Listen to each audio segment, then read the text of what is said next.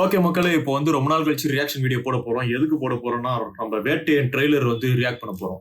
So லாஸ்டா நான் போட்ட ரியாக்ஷன் வீடியோ வந்து அதுக்கப்புறம் எதுவுமே வராததுக்கான ரீசன் நிறைய வேலைகளும், நிறைய தடங்களும் இதெல்லாம் இருந்துகிட்டே இருந்துச்சு. இப்போ அடிக்கடிக்கு வீடியோ போடணும்னு நான் நினைக்கிறேன். ஸோ இப்போ பேசாம டப்புன்னு வீடியோ வந்து ரியாக்ட் பண்ண போயிடலாம். ஓகே, இப்போதைக்கு என் மூஞ்சி தூங்குற மாதிரி தான் இருக்கும். ஸோ அவாய்ட் பண்ணிக்கோங்க. Let's play.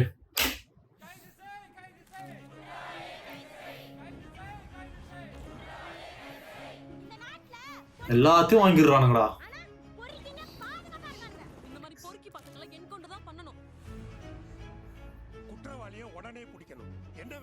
பேக்ரவுண்ட் மியூசிக்ல அணிய பிச்சுக்கிறான்ப்பா. ஐயோ,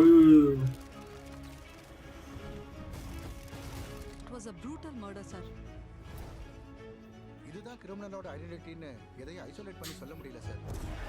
உங்களால லா அண்ட் ஆர்டர் மெயின்டைன் பண்ண முடியலன்னா எல்லாரும் ரிசைன் பண்ணிட்டு போங்கயா. ஒரு வாரத்துல என்கவுண்டர் பண்ணியா? தேவையில்லை சார். ஏய், 3 நாள்ல டிபார்ட்மெண்ட்டுக்கு நல்ல பேர் வரும். இது இந்த கபாலி படத்துல நடந்து வர மாதிரி ஒரு சீன் போல.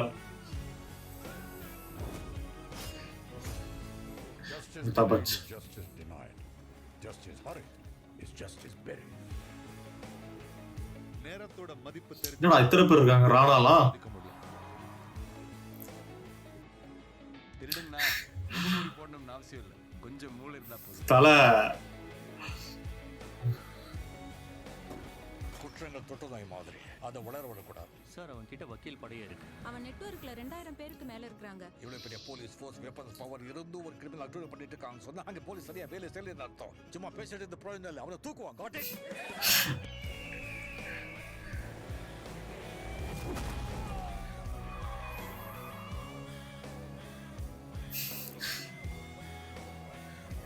அநீதியை நீதியால நாம் வெல்ல முடியும். இன்னொரு அநீதியால இல்லை. அநியாயம் நடக்கும்போது போலீஸ் அமைதியா இருக்கிறத விட அதிகாரத்தை கைது எடுக்கிறது தப்பில்லை ஜட்ஜ் சார்.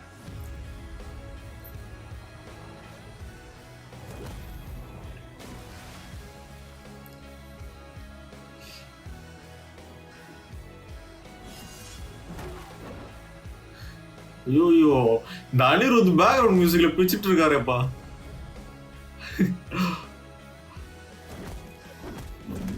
ஏய், பரவாயில்ல.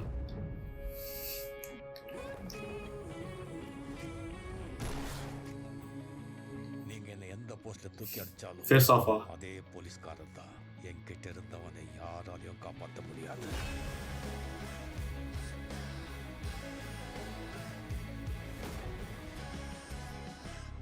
அக்டோபர் தான் இந்த ட்ரெய்லர் பார்த்து முடிச்சேன். எனக்கு இதுல வந்து ட்ரெய்லர் வித்தியாசமா இருக்க மாதிரி இருக்கு. ஏன்னா தலைவரையும் வித்தியாசமா காட்டின மாதிரி இருக்கு. லைக் ஸ்டைலை விட அவரோட ரியாக்ஷனும் இந்த மாடுலேஷனும் வேற மாதிரி இருக்க மாதிரி எனக்கு தெரியுது. ஸ்டைல் இருக்கதான் செய்யுது, பட் அது வித்தியாசமா பண்றாரு இந்த படத்துல. எல்லா படத்திலயும் பண்றதை விட இந்த படத்துல ஒரு வித்தியாசம் ஒன்று இருக்கு. இது வந்து சூப்பர் ஸ்டார் படமா தெரியுதை விட இந்த டைரக்டர் ஞானவேல் அவரோட படமா தான் நம்ம கண்ணுக்கு தெரியுது.